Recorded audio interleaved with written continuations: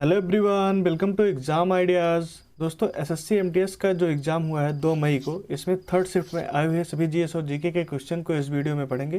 Total 25 question है दोस्तों। तो आइए बिना देरी करते हुए वीडियो को स्टार्ट करते हैं और देखते हैं दोस्तों पहला question. With which dance form is Mrinalini Sarabhai associated? Mrinalini Sarabhai का संबंध किस नृत्य शैली से है? दोस्तों, इनका संबंध भरतनाट्यम और कथकली दोनों नृत्य शैली से है। आपके क्वेश्चन में जो भी ऑप्शन रहा हो, भरतनाट्यम या कथकली, उसमें से आपको एक टिक करना था और दो में से एक ही ऑप्शन रहा होगा। मृणालिनी साराभाई भारतीय शास्त्रीय नृत्य के सबसे महान पहचाने जाने वाले चेहरों में से एक थी। वह भरतनाट्यम और कथकली में एक विशेषज्ञ नर्तक थी और साथ ही साथ वह एक नृत्य निर्देशक और नृत्य प्रशिक्षक भी थी। अगला क्वेश्चन देखते हैं। अगला क्वेश्चन है, what makes food in leaves? पत्तियों में भोजन किस वजह से बनता है? दोस्तों, पर्णहरित क्लोरोफिल की वजह से पत्तियों में भोजन बनता है। पत्तियों में हरे रंग का वर्णक पाया जाता है जिसे पर्णहरित या क्लोरोफिल कहते हैं। यह क्लोरोफिल सूर्य के प्रकाश की ऊर्जा को संग्रहित करता है। इस ऊर्जा का उपयोग पत्तियां भोजन निर्माण करने में करती हैं। नेक्स्ट क्वेश्चन है, who ordered the demolition of the Kailash temple at Ellora? Ellora का कैलाश मंदिर तोड़ने का आदेश किसने दिया था? दोस्तों, औरंगजेब के द्वारा 1862 में इस मंदिर को तोड़ने के लिए 1000 सिपाहियों को भेजा गया था, पर वो नाकाम रहा। कैलाश मंदिर महाराष्ट्र के औरंगाबाद जिले में प्रसिद्ध एलोरा की गुफा नंबर 16 में स्थित है। इस अद्भुत मंदिर का निर्माण 8वीं शताब्दी में राष्ट्रकूट वंश के राजा कृष्ण प्रथम के द्वारा सन 756 से 773 के दौरान बनवाया गया था। एलोरा में टोटल 100 गुफाएं हैं, जिसमें से 34 गुफाएं ही लोगों के लिए खुली हैं। बाकी गुफाओं में लोगों का जाना वर्जित है। भारत में एलोरा की गुफाएं काफ़ी ज़्यादा प्राचीन मानी जाती हैं। इस मंदिर को 1983 में यूनेस्को द्वारा विश्व विरासत स्थल का दर्जा मिला है। चलिए देखते हैं अगला क्वेश्चन अब। Who among the following is a shehnai player? निम्न में से कौन शहनाई वादक है? शहनाई वादक जो आपके ऑप्शन में थे वो बिस्मिल्लाह खां थे। बिस्मिल्लाह खां शहनाई वादक थे। विश्व प्रसिद्ध शहनाई वादक उस्ताद बिस्मिल्लाह खां की 107वीं जयंती 21 मार्च 2023 को मनाई गई। उनका जन्म 21 मार्च 1916 को बिहार में हुआ था। उन्हें 1961 में पद्मश्री, 1968 में पद्म विभूषण और 1980 में पद्म विभूषण, 2001 में भारत रत्न सहित कई पुरस्कारों से सम्मानित किया गया है। अगला क्वेश्चन है, what is the length of table tennis table? Table tennis के टेबल की लंबाई कितनी होती है? दोस्तों, टेबल टेनिस की टेबल की लंबाई 9 फीट होती है या फिर 2.74 मीटर होती है। लेकिन आपके एग्जाम में जो आंसर था वो था सेंटीमीटर में। मेज आयताकार होती है, इसकी लंबाई 274 सेंटीमीटर तथा चौड़ाई 152.5 सेंटीमीटर होती है। तो आपको 274 सेंटीमीटर टिक करना था। अगला क्वेश्चन है, what is the age group of working population? कार्यशील जनसंख्या का आयु वर्ग क्या होता है? दोस्तों, कार्यशील जनसंख्या का आयु वर्ग होता है 15 वर्ष से लेकर 59 वर्ष तक। नेक्स्ट क्वेश्चन है, when was Lucknow agreement? Lucknow समझौता कब हुआ था? दोस्तों, लखनऊ समझौता दिसंबर 1916 में हुआ था। लखनऊ समझौता दिसंबर 1916 में जो हुआ था, मराठा नेता बाल गंगाधर तिलक के नेतृत्व में भारतीय राष्ट्रीय कांग्रेस और मोहम्मद अली जिन्ना के नेतृत्व वाली अखिल भारतीय मुस्लिम लीग द्वारा किया गया एक समझौता था। इसे कांग्रेस ने 29 दिसंबर को लखनऊ अधिवेशन में और लीग द्वारा 31 दिसंबर 1916 को अपनाया गया था। नेक्स्ट क्वेश्चन है, what is the position of Nepal with respect to India? Bharat के संदर्भ में नेपाल की स्थिति क्या है? दोस्तों, नेपाल भारत के उत्तर पूर्व में स्थित है। नेपाल एक दक्षिण एशियाई स्थलरुद्ध राष्ट्र है। नेपाल के उत्तर में चीन का स्वायत्त शासी प्रदेश तिब्बत है और दक्षिण पूर्व व पश्चिम में भारत अवस्थित है। नेपाल के 81.3% नागरिक बौद्ध धर्मावलंबी हैं। नेक्स्ट क्वेश्चन है, what is the full form of IVF?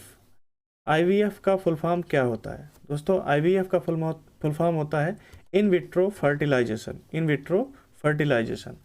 In vitro fertilisation treatment को आईवीएफ ट्रीटमेंट कहा जाता है। पहले इसे टेस्ट ट्यूब बेबी के नाम से जाना जाता था। दोस्तों, अभी तक आपने हमारे यूट्यूब चैनल को सब्सक्राइब नहीं किया, प्लीज़ सब्सक्राइब कर लीजिए और साथ ही साथ बेल आइकन को भी प्रेस कर दीजिए। चलिए हम देखते हैं अगला क्वेश्चन अब। Which temple was attacked by Ghazni? Ghazni ने किस मंदिर पर आक्रमण किया था? गजनी के द्वारा किस मंदिर पर आक्रमण किया गया था? गजनी ने सोमनाथ मंदिर पर आक्रमण किया था। इस मंदिर पर, सोमनाथ मंदिर पर गजनी ने आक्रमण किया था। 1025 ईस्वी में उसने गुजरात में स्थित प्रसिद्ध सोमनाथ मंदिर पर आक्रमण किया। अरब यात्री अल बरूनी ने अपने यात्रा वृत्तांत में इसका विवरण लिखा है, जिससे प्रभावित हो महमूद गजनवी ने सन 1025 में सोमनाथ मंदिर पर हमला किया, उसकी संपत्ति लूटी और उसे नष्ट कर दिया। इसके बाद गुजरात के राजा भीम और मालवा के राजा भोज ने इसका पुनर्निर्माण कराया। नेक्स्ट क्वेश्चन है, which of the following is not a coarse grain? निम्न में से मोटा अनाज नहीं है। आपके क्वेश्चन में जो ऑप्शन था वो था गेहूं, बाकी तीनों मोटे अनाज थे। गेहूं एक ही था जो आपका मोटा अनाज नहीं था, यही गेहूं आपको टिक करना था। जैसे कि जौ, चना, ज्वार, बाजरा, मकई और रागी ये सभी मोटा अनाज हैं। गेहूं, चावल ये मोटा अनाज नहीं है। आपके जो ऑप्शन में आया था वो जौ, ज्वार, बाजरा और रागी आया था, जौ नहीं आया था। अगला क्वेश्चन है, Giorgia Meloni is the prime minister of which country? Giorgia Meloni किस देश की प्रधानमंत्री हैं? दोस्तों ये इटली की प्रधानमंत्री बनी है। इटली की पहली महिला प्रधानमंत्री बनी है जॉर्जिया मेलोनी।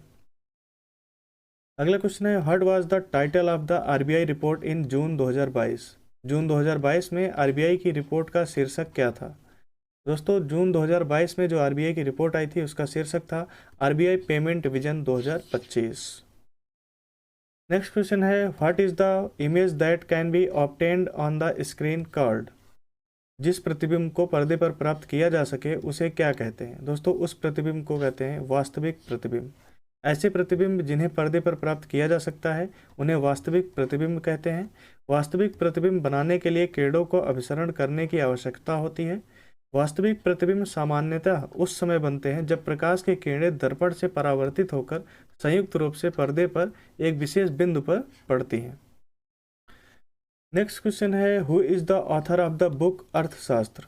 अर्थशास्त्र पुस्तक के लेखक कौन है? शायद ही किसी को ना पता हो। अगर आप पढ़ाई कर रहे हैं तो आपको इतना तो पता होना चाहिए कि अर्थशास्त्र पुस्तक के लेखक कौन है। चाणक्य हैं अर्थशास्त्र पुस्तक के लेखक। चाणक्य चंद्रगुप्त मौर्य के महामंत्री थे। वे कौटिल्य और या विष्णुगुप्त नाम से भी विख्यात थे। कौटिल्य या विष्णुगुप्त भी चाणक्यों को कहा जाता था। अगला क्वेश्चन है, पोमेल horse is associated with which sport? पोमेल horse का संबंध किस खेल से है? दोस्तों पोमेल हॉर्स ये जिम्नास्टिक से संबंधित है। चलिए देखते हैं अगला क्वेश्चन अब। भूता Cola festival is celebrated in which state? भूता कोला त्यौहार किस राज्य में मनाया जाता है? दोस्तों भूता कोला त्यौहार मनाया जाता है कर्नाटक में।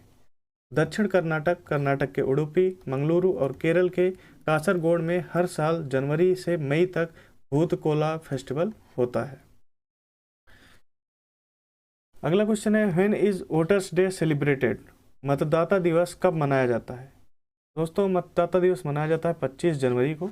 2011 से ही भारत के निर्वाचन आयोग के स्थापना दिवस यानी 25 जनवरी 1950 को चिन्हित करने के लिए पूरे देश में हर साल 25 जनवरी को राष्ट्रीय मतदाता दिवस मनाया जाता है। इसमें आपको एक चीज़ और क्लियर होगा, निर्वाचन आयोग की स्थापना कब हुई थी? 25 जनवरी 1950 को। इस एनवीडी नेशनल वोटर्स डे उत्सव का मुख्य उद्देश्य नागरिकों में चुनावी जागरूकता पैदा करना और उन्हें चुनावी प्रक्रिया में भाग लेने के लिए प्रोत्साहित करना है। नेक्स्ट क्वेश्चन है, who wrote the book the Zoya factor? The Zoya factor पुस्तक किसने लिखी है? दोस्तों द जोया फैक्टर पुस्तक लिखी है अनुजा चौहान ने। अगला क्वेश्चन है, व्हाट इज इन आर्टिकल 44? अनुच्छेद 44 में क्या है? दोस्तों अनुच्छेद 44 संबंधित है समान नागरिक संहिता से। भारतीय संविधान के अनुच्छेद 44 के मुताबिक राज्य भारत के पूरे क्षेत्र में नागरिकों के लिए एक समान नागरिक संहिता को सुरक्षित करने का प्रयास करेगा। यानी संविधान सरकार को सभी समुदायों को उन मामलों पर एक साथ लाने का निर्देश दे रहा है जो वर्तमान में उनके संबंधित व्यक्तिगत कानूनों द्वारा शासित है। अगला क्वेश्चन है, which state has maximum forest in India? Bharat में सर्वाधिक वन किस राज्य में है? दोस्तों क्षेत्रफल के हिसाब से सबसे अधिक वन मध्य प्रदेश में है। क्षेत्रफल के हिसाब से मध्य प्रदेश में देश का सबसे बड़ा वन क्षेत्र है। इसके बाद अरुणाचल प्रदेश, छत्तीसगढ़, उड़ीसा और महाराष्ट्र है। नेक्स्ट क्वेश्चन है, when the river enters the plains it begins to flow in a meandering course known as? जब नदी मैदानी क्षेत्र में प्रवेश करती है तो वह मोड़दार मार्ग पर बहने लगती है, जिन्हें क्या कहा जाता है? दोस्तों, विसर्प कहा जाता है उसे।